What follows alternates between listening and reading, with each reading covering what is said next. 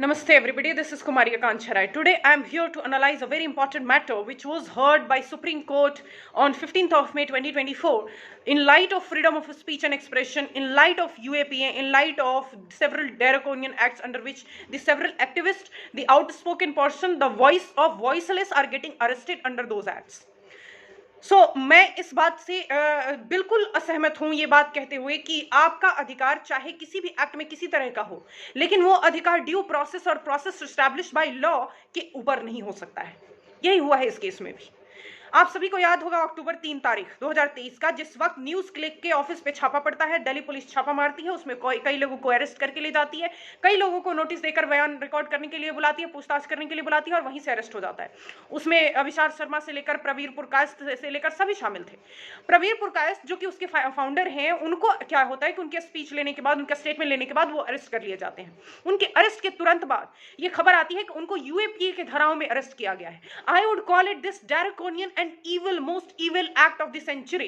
Why I am saying this? Because the arrests under these acts are getting so frequent without any proper following the procedure. ये constitution के principles को ताक पे रख के under this act arrest हो रहे हैं। और मैं पहले भी अपने वीडियोस में बोल चुकी हूं कि यूएपीए, एनएसए, पीएमएलए ये ऐसे एक्ट्स हैं जो कि एजेंसीज को फ्रीक्वेंट और डेरोगेटरी, आर्बिट्ररी, अनरीजनेबल पावर्स दे रहे हैं, डिस्क्रिशनरी। डिस्क्रिशन का मतलब ये नहीं होता कि आप अपने दिमाग से कुछ भी इस्तेमाल करें। डिस्क्रिशन का मतलब ये होता है कि उस दिए गए 50 ऑप्शन में से वो ऑप्शन इस्तेमाल करें जो ड्यू प्रोसेस ऑफ लॉ और प्रोसेस एस्टैब्लिश्ड बाय लॉ के अंडर फॉल करता है। इन सब में इस एक्ट को एक्सरसाइज करते हुए दिल्ली पुलिस फेल हुई और आज यानी 15 मई 2024 को प्रवीर पुरकायस्थ का detention under UAPA, arrest under UAPA और remand under UAPA has been declared invalid.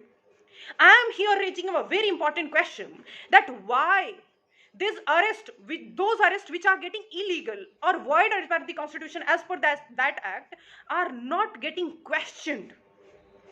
जब वो अरेस्ट इलीगल हो गया, ये रिमांड वॉइड डिक्लेयर कर दिया गया और उनकी रिलीज की भी बात आ गई कि बेल जो है बॉन्ड लेकर और जिस तरीके से रिलीज हो ये ट्रायल कोर्ट के ऊपर है और उनकी रिलीज की बात कर दी गई।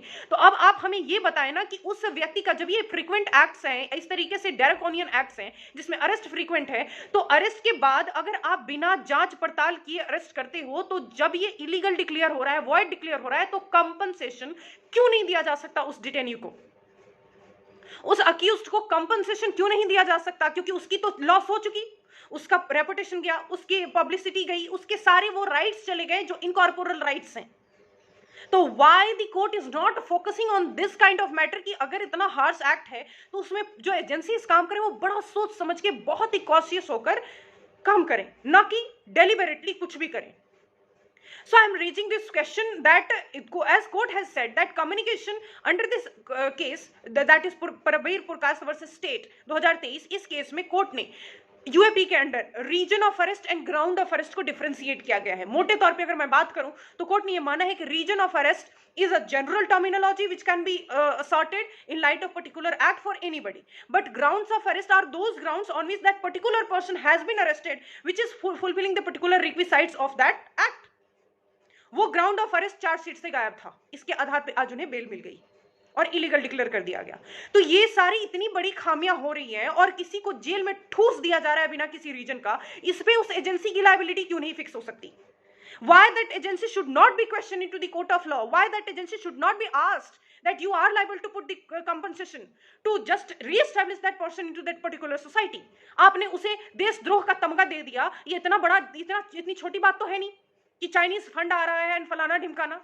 So I am putting a legal point here that why this reformative courts are not moving forward to set an example so that this agency could not act derogatory, so that these agencies could not act unreasonably against the procedure of the law. तो ये एक बहुत बड़ी जीत है समाज का, समाज में बोलते रहने वालों का, उनका जो डेमोक्रेसी में विश्वास करते हैं, उनका जो संविधान में विश्वास रखते हैं, उनकी बहुत बड़ी जीत है। लेकिन उनका क्या जो इस एक्ट में आज भी पावरफुल हैं? वो अलग बात है कि कोर्ट ने इस केस से बहुत क्लियर कर दिया कि अगर आप यूएपीए में अरेस्ट करने जा रहे हैं तो आपको रीजन और ग्राउंड ऑफ अरेस्ट देना पड़ेगा, जो कि आर्टिकल 22 के इसेंशियल्स हैं, उसको ध्यान में रखते हुए।